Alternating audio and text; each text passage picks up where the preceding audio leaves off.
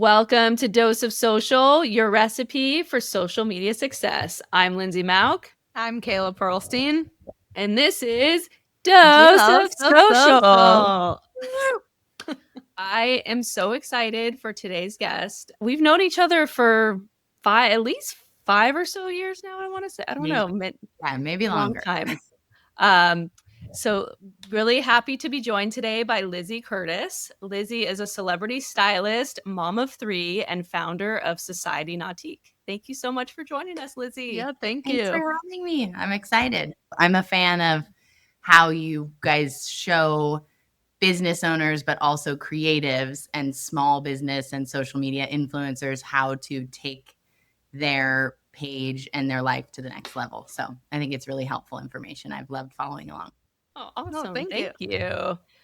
So, Lizzie, can we get started by having you share a little bit about your journey and what inspired you to launch a handmade jewelry line?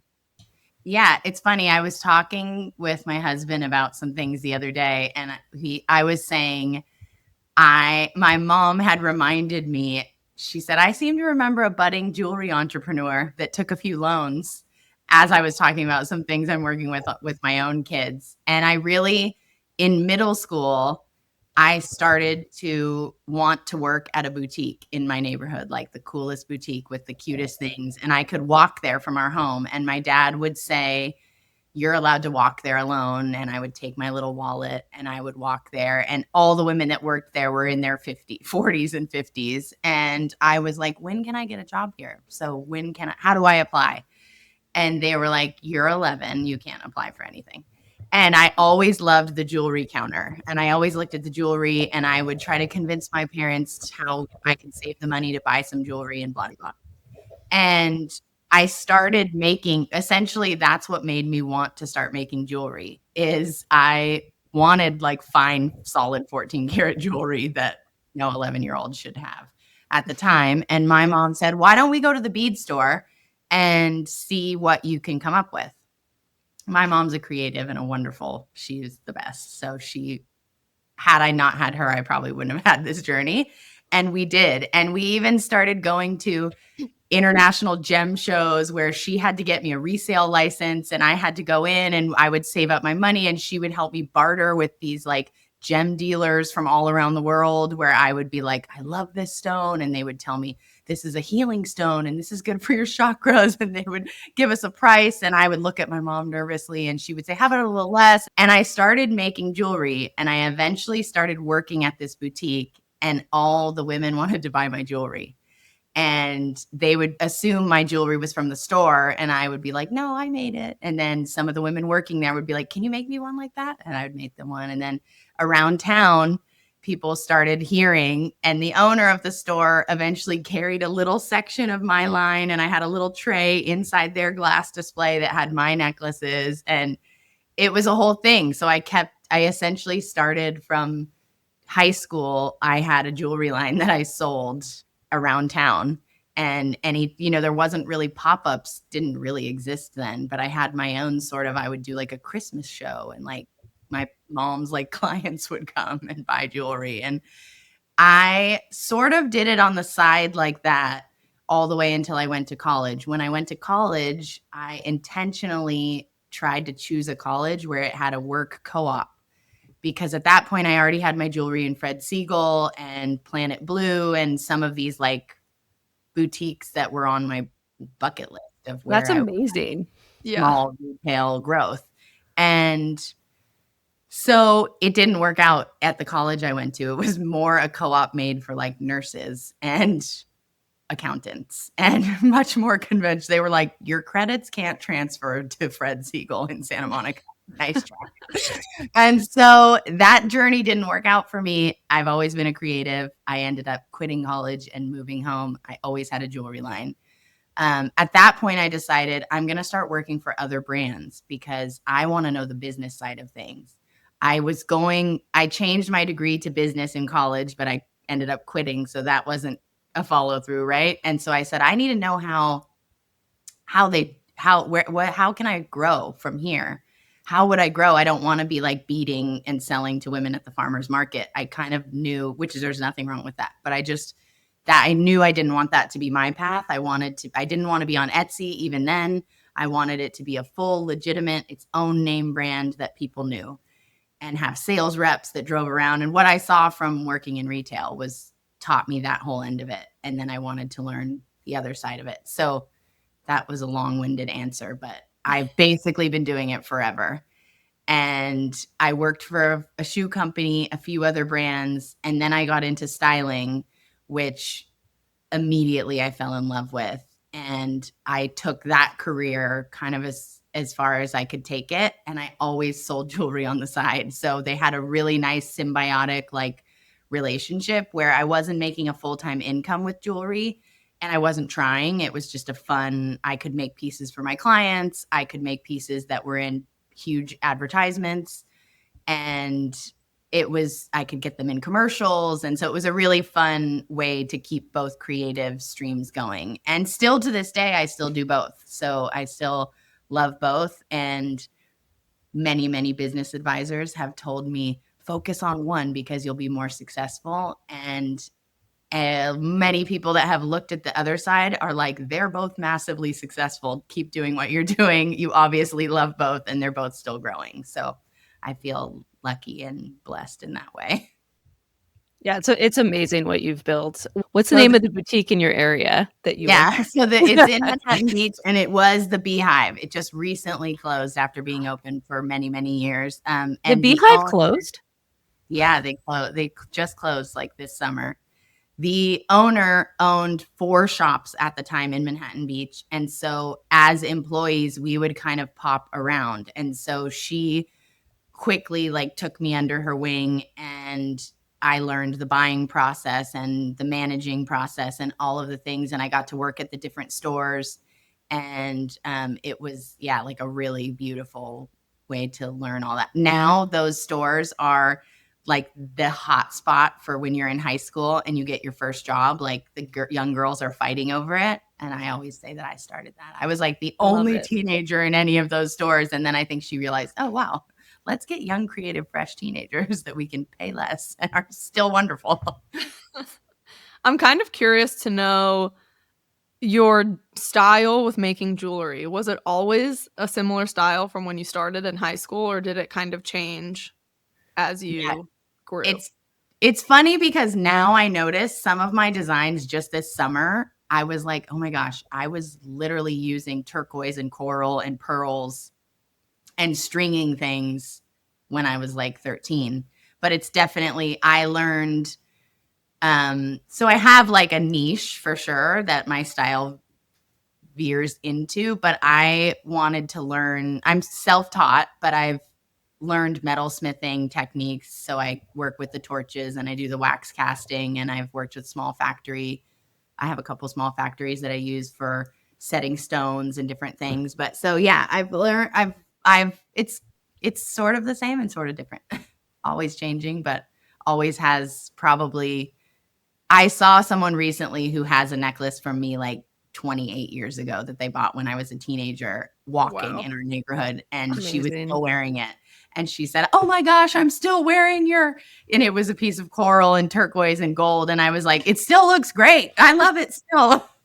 So Yeah, it's amazing. That's a testament to your pieces. They're timeless. Yeah. Which merges into part of the joy of jewelry making for me, is that it is really personal and it tells a story, and it's not like just selling a protein powder, which probably also brings joy. I don't mean to, but that's always been a really, really special part of it for me. Someone has a friend pass away and they want to secretly stamp the initials in a side, or someone has a stone that they wore. I mean, so many people reached out to me from the Palisades fire recently that they only wore one of my necklaces and all the rest were in their home, and that's the only piece they have left. And can we recreate the piece like this, and things like that? Like that. I'm a deep feeler person, and initially taking it to a place where I was like, I'm monetizing a jewelry line. One of my goals is growth to support my family, obviously, but I got past the feeling of just being like, this is I'm selling jewelry all day online on Instagram, could maybe feel yucky, right? And then I realized it's not yucky for me and it's not yucky for my customers. It's really personal and it's really beautiful. And the price point is very intentional so that it can be available for many more people. And that was why I started it, because I couldn't afford jewelry. And at that point, you couldn't go to Urban Outfitters and more of the chain stores and get the look of fine metal. You either had very cheap, the Amazon of that generation was just very cheap Claire's boutique jewelry, or you were investing in fine jewelry. And so that was like the original mission, which I think, even though the pandemic and the tariffs and all the lovely things and inflation, I've tried to stay true to that as much as I can. That's definitely a huge factor in me thinking about how many stores I'm in, me focusing more on D2C and less to wholesale, all those things. So you have a personal Instagram where you share your family life and then a brand account for Society Nautique. How do you approach blending the two? Do you find yourself posting on more on one than the other one? Yeah, I initially grew my organic page, which is just the Lizzie Curtis Alexander page. And I have shared many different things throughout the years, but it's like lifestyle is probably what most people would categorize it, where I share my life. I share links to things I like. I share lots about my family. I share nuggets of being a business owner and the business side. I share baking sourdough bread, all the things on that page. And when I made a clear divide to start the Society Nautique only page, it was because when I organically shared jewelry on my homepage, everybody loved that side of my life, that I was a jewelry maker and they liked seeing pieces, but I wanted to be able to share more. And really during the pandemic is when I took that page seriously, the Society Nautique business page, because that was my creative outlet and survival. And I could show behind the scenes working with the torch or working at the jewelry bench or the things. And I realized people loved seeing that too. So they really go, I am present on both pages daily. And they really go hand in hand. I notice a lot of people that find my jewelry page, maybe from advertising, or somehow they find that they're really locked in. They get locked in usually to my personal page. And I like that because I'm building a personal brand, even though I could have a goal to build the jewelry brand big enough to sell someday or something like that. I would rather pass it down to my family and have it still have the love that it had in it that it did when it was just me. And I think people see that from the brand. Obviously, the pandemic was like, that was the time to shine, where a lot of us were awakened to let's support real people and small businesses running their brands. And so that helped. But I definitely have people write me all the time on my personal page that say, I found your jewelry first and now I'm hooked on your life and you're a great mom, or, they have questions that go into my family life. And I've thought about it before. It makes you think about what you're sharing and what you can share as a business, but I try not to think about it. And whenever I'm just like authentically who I am on both pages, it's when I feel the best. I think it's so great that you separate that business and personal branding, because I think that's so important for small business owners to understand. I think sometimes they don't know where that split is. And so I think you explained that really well. Okay. Yeah, and also, I mean, I think that you really build trust with your audience and your customers or your potential customers just by being real and authentic. I mean, like I've been following you for years, and some of my favorite content that you share is you late night after the kids go to bed in your garage. You've just got the camera on you, you're making jewelry, and you're just talking real life. And I really think that helps your audience form this connection with you and build that trust that then makes them, like, when they do want to make a purchase or you share something really cool that you've made, they want to support your family business and they want to purchase from you. Yeah.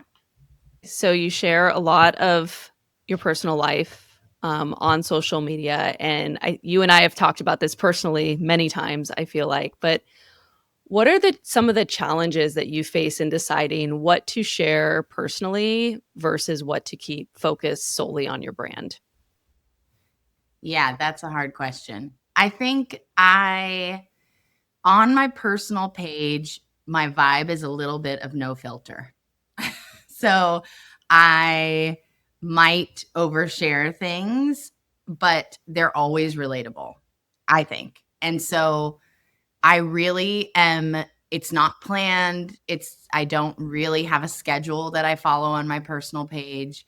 I talk about things that come up with, being a mom and a working mom and how to marry those two things and the styling business. So sometimes I have a really hectic month of styling ad campaigns and I will share some behind the scenes of that. So a little bit of everything. And I find that I like to follow accounts like that when they're really fine tuned into one niche, which can be really successful for people.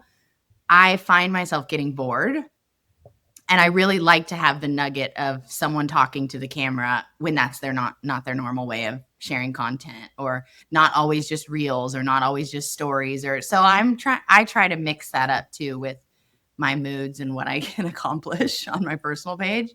And then on the business page, that's a little bit harder when you're a one-woman show to keep up with everything you're supposed to share to continue to grow, right? So I still have an organic approach. I try to share new pretty pieces and bestsellers daily. And then I try to talk about things that are going to help my existing customers. So how to size a bracelet. I briefly mentioned earlier that my main focus is really D2C, which is direct to consumer, for mainly profit margin reasons and just the shift in the way the world has worked since all those years ago when I worked in retail.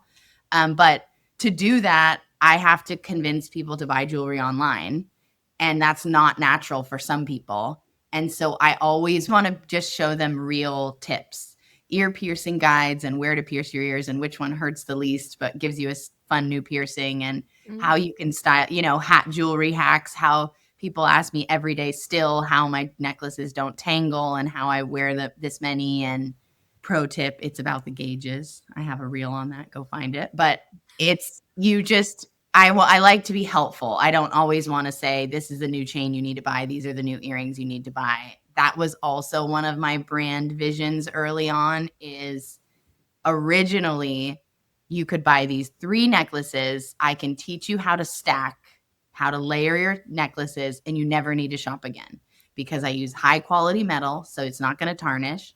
And I know you all live a busy lifestyle where you want to be a mom at drop off, but you also want to be a business lady in the office, but you also want to have a cool artist vibe. And my stack did all 3 of those things for you the first time you bought it, and you never need to buy another chain. That was the original vision.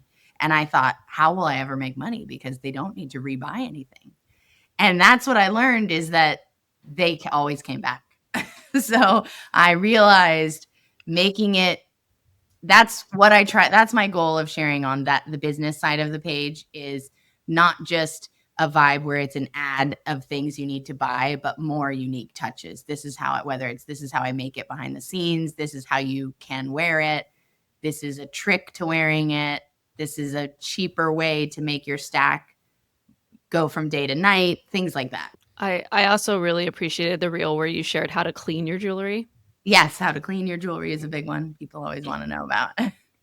Do you have a favorite customer story or moment where you realized your jewelry really resonated with people on a deeper level? Yes. I mean, I briefly touched on that a little bit before, but I have so many. You inspire me with that question to start a journal on it. But I have had so many, start a Substack of customer shares.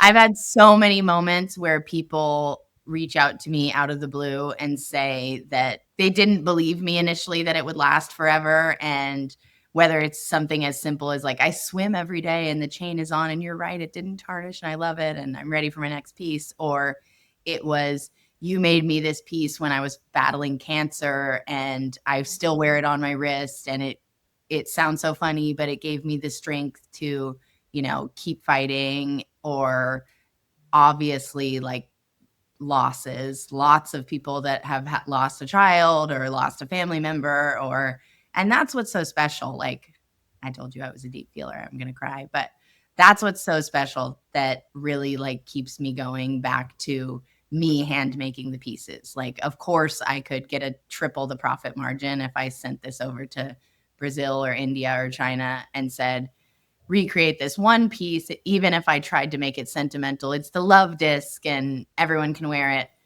But there's something that always pulls me back to me offering in-person moments, me offering personalized stamping, which is always on the website and you can get it without being in person, and just little things like that that really, like, bring me back to the connection with the customer. I don't know how I'll ever move away from. I hope I will never move away from that. That's really amazing. I love that.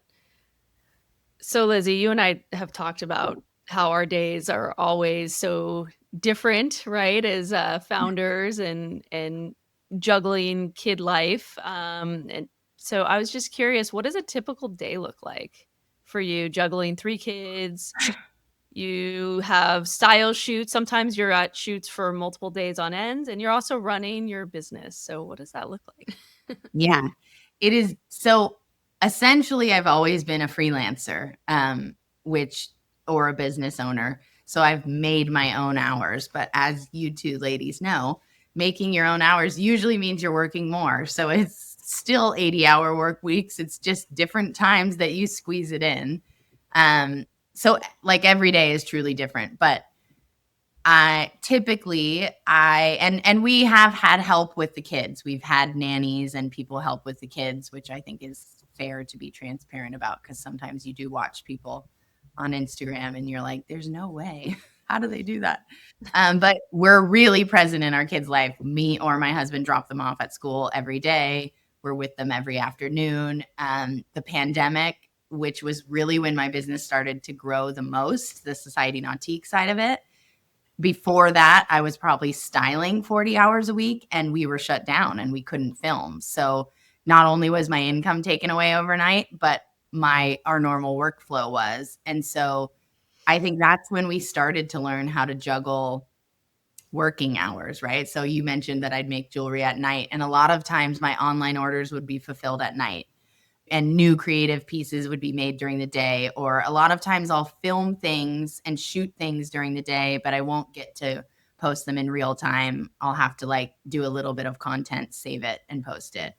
But now my kids are getting a little older and they are kind of in a little bit of regular school hours.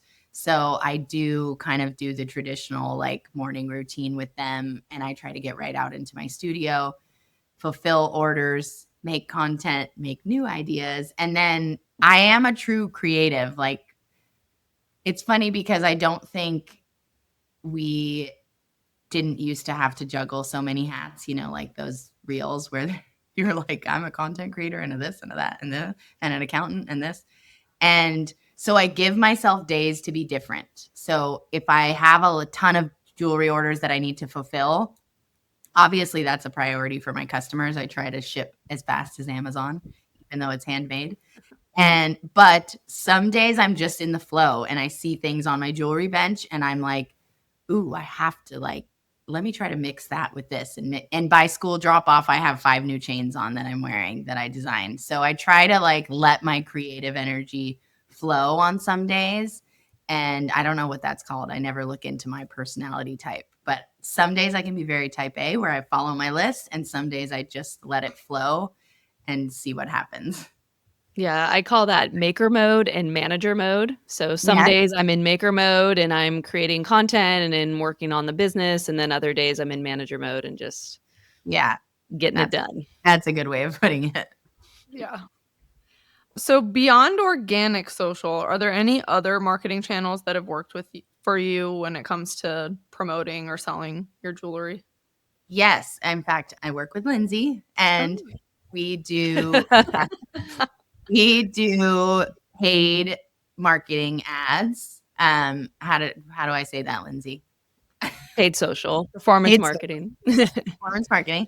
And that has been amazing and has definitely helped me grow the brand to a new audience and be seen by my existing audience. And essentially that's things that are working for me, which helps in my life, my daily life, because I did have a lot of time in the beginning to be constantly talking to the camera and trying to grab new customers. And obviously social media was different then. And one thing would make you grow 10,000 followers in a day. It was different. And so that has massively helped. And what I love about it is that Lindsay is helping me with the part that my brain cannot understand, which is the algorithm and all of that side of things. And I'm still able to be myself. So we have tested more of an advertisement where we hired a model. My husband's a cinematographer. He shot it. And guess what does better? Me with the iPhone right outside my garage talking about my jewelry. And I love that. Like that makes me so proud and happy that those are the ads that resonate with people. And hopefully they don't look like an ad. It feels like your friend that you accidentally scrolled onto that's talking about her chains or how she wears her necklaces. And I believe that's most of the ones that translate to sales. I don't know if you would agree, Lindsay, but I think that those are the ones that work. Yeah, they definitely do, and I think because you're so comfortable talking to the camera through everything that you've done to build your organic channels, that just sharing that same similar style on paid has just really helped, like, amplify everything that you're doing. Like, I remember when we first started working together and you're like, "Wait, I can run this as an ad?" Like, this is just me talking. I'm like, "Yeah, this is what's working," and, like, we're seeing that a lot now with D2C brands, is that people don't wanna see the polished contents that took, the content shoots that took, 2 to 3 weeks to film, and lots of money and production budget, Yeah. and there's a time and place for that too, but just I think really what people are connecting with Yeah. online right now from an ad perspective is, like, vertical video, right? Shot on an iPhone and just super real, authentic, genuine content that builds trust. Yeah. Which is so funny because my other career of wardrobe styling, all I am doing is, we're working on million dollar budgets for brands like Nike and Coca-Cola and Apple and Google. And I see all of it. I see they hired an ad campaign. The brand hires an ad campaign who then hires me, who hires the photography directing team, styling team. And we make this massive budget come together over a 2 to 3 day shoot. And it's 3 kids cheersing a Coca-Cola on a street bench. And it costs $1.5 million to make. And I noticed I was getting hired to style those for my styling portfolio. Looks very real. That's what creative directors always told me. And that wasn't a style a long time ago. When you shared your portfolio, you made sure the shirt was like this and it wasn't wrinkled. And that meant on set, you had to step in 300 times and use starch and the hairstylist the same. It always had to be, there couldn't be, it was sort of before massive retouching, and perfection was what advertising was going after, that really kind of glossy, perfect, poppy look. And then it took a turn to more real and more relatable. And that's always what my portfolio reflected, or why photographers and producers hired me. They would end up telling me is because my portfolio felt so real and raw. And that's because we would hire friends, not models. And we would say, you're a really great skateboarder. Can you skateboard through the bowls in Venice? And then at the very end, drink a coconut water. And then that was the ad for the coconut water. But they didn't have hair and makeup. I told them to wear their old cool t-shirt that was ripped up. And, it's so interesting because I've been on that side. And then when it was time to do it for my own brand, I thought, well, these giant brands are doing this. It must work for them. I should try to do that on a small scale, hire the model and do a small campaign. But what I realized was I'm not being tricked by that campaign. I mean, how often do you see something on the side of a bus or a billboard and you're laughing because it doesn't look real? You're like, "Oh, really? The blonde girl, the Asian girl, this girl, and that girl are all just friends cheersing, and one's 40 and one's 20. Like, who lost their job over that campaign? Like, and it was, I think it's such a gift that I got to be on that side and still do get to be on that side of advertising. And now it's funny, some of my clients, they hire an influencer and the campaign's a whole different vibe. It's cool and interesting to see that side of the industry and then also do my own thing and test how that works, based on my intuition and how I want to run my brand. Yeah, I think you have a really good holistic view of just how the industry works from like the super produced, polished content to like the Yeah. raw, authentic Instagram content. And I think like just having that view also probably helps you as a creative as well on both aspects of your business, both on the styling side and your business side for Society Nautique. Yeah. I didn't say that email marketing is the other thing that that was new to me in the last few years. And that's really cool and fun to watch too, because that's more your tested audience, right? It's Mhm. people you already know who love your brand and are buying from you. And if they're not unsubscribing, they love you, right? Because you're bugging the shit out of them on the daily. And it's really cool to watch because you can test little nuggets, whether it's like running a sale or doing a how to, or telling them to come visit you at the next in-person market. And then you see how we get to see all the data of how that works and which one worked and which didn't and what visuals work. And so that's another fun thing to look forward to growing, is getting a bigger and bigger email list of trusted customers, and hopefully like the ads and they work symbiotically together to keep you growing. Yeah, and they totally do. I mean, email is your own channel, right? So, like social media, you're basically like renting space essentially on Instagram, Yeah. whereas on email, you're getting someone's email address. Like I'm giving you permission to come into my inbox, right? So you have that relationship and that's where you can actually do the harder sales material, like trying Yeah. to get someone to buy specific products where you're just kind of on your Instagram, like pushing them into that channel. But then also from the paid side, anyone that's coming to your website, we're converting a percentage of that traffic into your email subscribers too. So it all Yeah. works together. Yeah. Definitely. So do you do any influencer content? I know back in the day, I remember one of the first time I think I connected with you online, you were doing an ad or not an ad, but maybe it was like sponsored content for a diaper brand. Yeah. So I know you wear many hats. Are you still doing the influencer side? Yeah, I mean, my personal page, I kind of stopped going after monetizing that, because as the jewelry business was growing, it felt weird to have to try to sell or promote many, many things. But the other side of that is that people also do want to see, they're nosy and they want to see what you really use in real life. So when it works out and it's like a vitamin brand that I really love and or actually use for my kids and they want to have me make content, then I still do for sure. And I just don't go after it essentially. But if it comes my way and it feels like the right fit and doesn't have a big ask, then I will certainly do it. And I have friends that manage brands that have said, can we just gift you these things? Which in the beginning I did gifting and then I wanted to not do gifting. I wanted to get paid for it, right?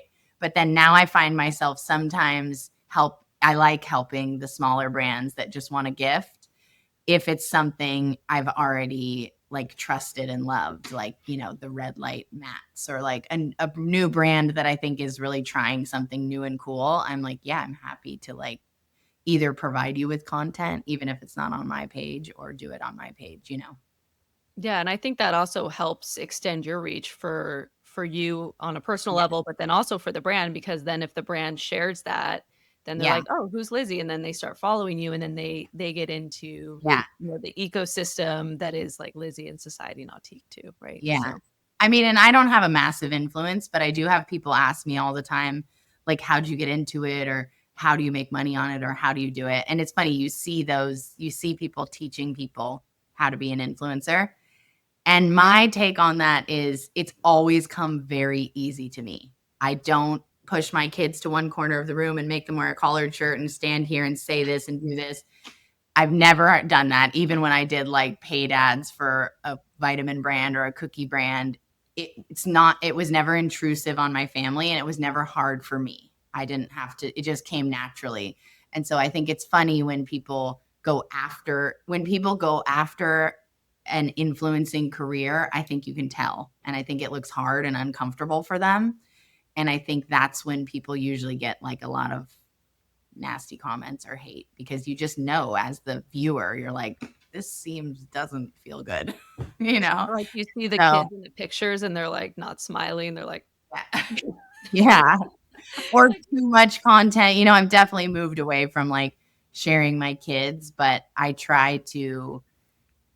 still do, because that's a huge point of relation, I feel like. And I think that's a thing a lot of people don't talk about all the time, is some of those behind the scenes hard parenting choices. So I try to do it in a way that's private and not exploiting my kids, but other people can relate to when it's appropriate. yeah, you were pregnant with your third when I started following you. Oh, yeah. You probably got lots of kid content at that point. Yeah, definitely. So we've talked about a lot, and I've really enjoyed learning more about your story and your journey. For our listeners who are mostly small business owners, what is one piece of advice you could give after everything we've talked about today? Yeah. Well, I think the biggest piece of advice I could give is to just be authentic to yourself. You can take in a lot of information from a lot of different business owners and brands and podcasts and hire consultants, but hopefully you have a nudge in your gut of where you want to be and what feels good for you. And anytime I've done that, it's always been the best decision for whichever brand or career or path that I'm choosing. So not necessarily following, and hopefully if you're a small business already that's thriving or growing, that's what you were doing and that's how you got there. So I think for me, I just try to remind myself as it gets, more overwhelming as you grow. And if your goal is growth, more and more things, you have to wear more hats and you have to try more things, but to try to like get yourself back to zero and remind yourself like you got here for a reason. People love you for a reason. That's why you're growing. You don't have to say yes to everything or do everything that everyone else may be doing or tell you need to do. I believe you just have to like stay true to what the North Star of your brand. And hopefully that will like take you far. I have to believe that will take us far, right? Yeah. No, it's true. It's great advice.